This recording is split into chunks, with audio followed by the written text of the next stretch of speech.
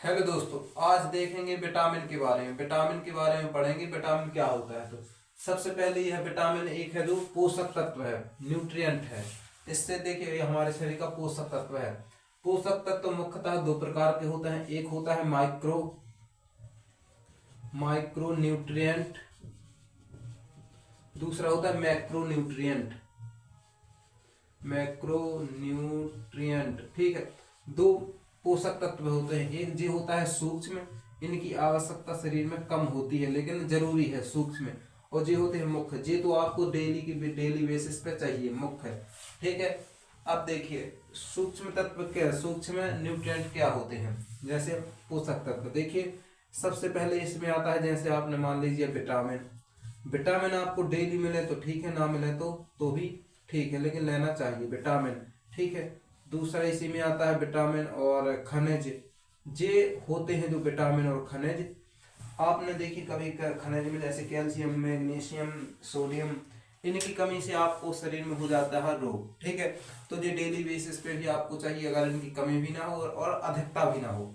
अगर खनिज की कमी हो जाएगी तो भी रोग होगा, अधिकता हो जाएगी तो भी रोग हो जाएगा, ठीक है।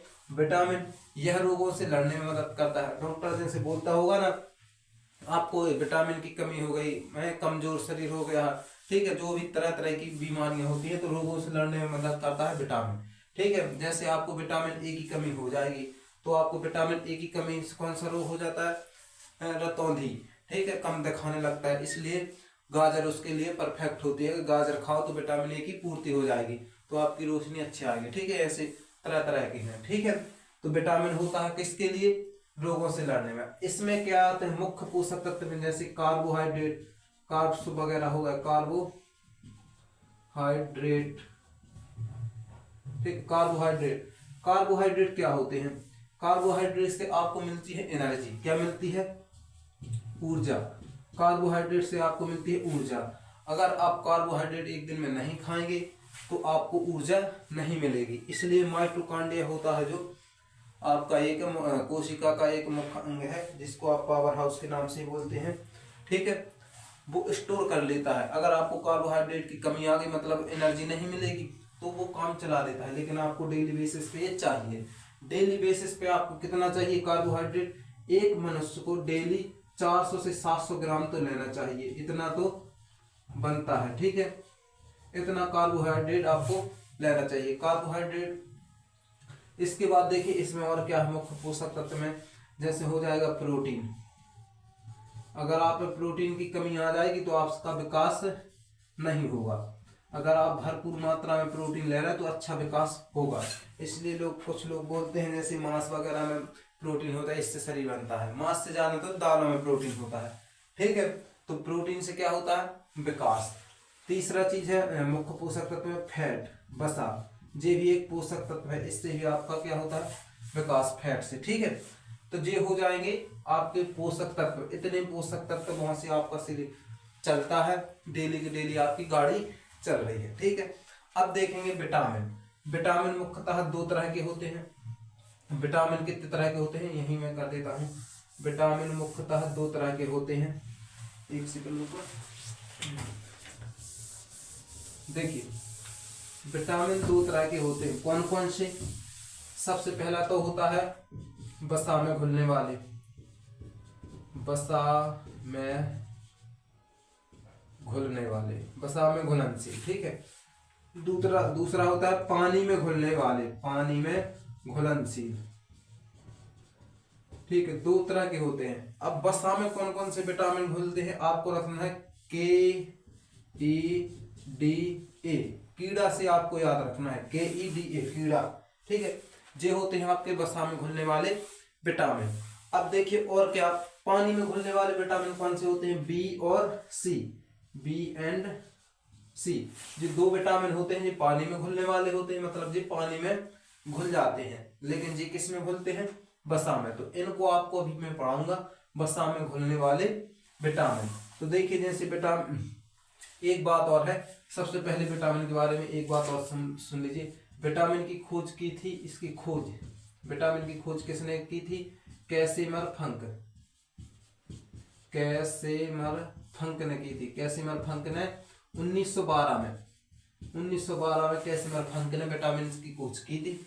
ठीक है, आप देखिए वसा में घुलने वाले विटामिन में सबसे पहले ए को पढ़ेंगे अपन। क्या पढ़ेंगे? Vitamin A. अब विटामिन ए इतना खास क्यों है? ए से आपको याद रखना है, ए से आंख है, ए से आंख है, तो विटामिन ए है जो आंखों के लिए अच्छा होता है। ठीक है, इसका वैज्ञानिक नाम क्या है? रेटिनॉल। क्या है? रेटिनॉल इसका वैज्ञानिक नाम होता है। ठीक है, विटामिन ए का वैज्ञानिक नाम क्या है? रेटिनॉल। इसकी कमी से कौन सा रोग होता है? रतौंधी। इसकी कमी से कौन सा रोग होता है? रतौंधी रोग। कमी से रोग क्या होता है? रतौंधी। ठीक है, तो इसके लिए इसका स्रोत क्या है? आपको स्रोत भी पढ़ना है। स्रोत होता है गाजर, सबसे परफेक्ट मानी गई है गाजर। विटामिन ए के लिए क्या है? गाजर सबसे अच्छा स्रोत है। ठीक है, तो इतना आपको जरूर याद रखना है विटामिन ए के बारे में। ए से आपको क्या रखना है? आंखें। तो आंखें याद हो गई, तो आंखों से आप क्या हो जाएगा? रतौंधी। रतौंधी कहाँ होती? आंखों से कम दिखाई देना। ठीक है, रेटिनॉल इसका वैज्ञानिक नाम होता है। अब नेक्स्ट देखेंगे, अब देखिए विटामिन डी। अब देखिए विटामिन डी का नाम क्या है? कैल्सीफेरॉल। विटामिन डी का नाम होता है कैल्सीफेरॉल। इसको क्या बोलते हैं? एक नाम और इसका है सनशाइन विटामिन भी इसको बोलते हैं। क्या बोलते हैं? Sunshine vitamin. Sunshine vitamin. आपसे पूछ लेगा क्वेश्चन कि सनशाइन विटामिन कौन सा होता है, तो विटामिन डी। ये धूप से प्राप्त होता है। ठीक है, सुबह की जो सुबह की धूप होती है उससे प्राप्त होता है विटामिन डी। ठीक है, इससे रोग कौन सा होता है? रोग होता है रिकेट्स। रिकेट्स रोग होता है बच्चों में। जी किस में होता है? बच्चों में जी रोग होता है। और एक रोग और इससे होता है रिकेट्स, ऑस्टियोपोरोसिस। क्या होता है? ऑस्टियोपोरोसिस। ऑस्टियोपोरोसिस जब वयस्क में होता है। ऑस्टियोपोरोसिस दो रोग होते हैं इससे। कौन से? बच्चों में होता है रिकेट्स और वयस्कों में होता है ऑस्टियोपोरोसिस। ऑस्टियोपोरोसिस और रिकेट्स रोग जी कैसे होते हैं? देखिए रिकेट्स रोग क्या होता है? डी से आपको याद एक और रखना है, हड्डी। क्या? डी से हड्डी। क्या रखना है? हड्डी। तो इसमें जो होती है हड्डी कमजोर हो जाती है। हड्डी में छोटे छोटे दाने आ जाते हैं। क्या आ जाते हैं? छोटे छोटे छेद से हो जाते हैं। बच्चों की पैर में जो हड्डी होती है उसमें दाने से निकल आते हैं रिकेट्स में। ठीक है, ऑस्टियोपोरोसिस बड़ों में होता है। तो हड्डी को मिला के कमजोर हो जाती है विटामिन डी से। अब देखिए नेक्स्ट विटामिन, इसके स्रोत कौन कौन से? स्रोत भी देख लीजिए, पनीर, अंडा, मछली, दूध, घी भी इसमें लिख लीजिए। घी भी अच्छा होता है स्रोत विटामिन डी के लिए। ठीक है, अब विटामिन ई। विटामिन ई का नाम है टोकोफेरोल। क्या है इसका नाम? टोकोफेरोल। एक विटामिन और इसको बोलते हैं विटामिन ई को ब्यूटी। क्या बोलते हैं? ब्यूटी। इससे याद रखना है आपको, ब्यूटी। अब ब्यूटी विटामिन इसको क्यों बोलते हैं? क्योंकि ये सुंदरता के लिए अच्छा होता है।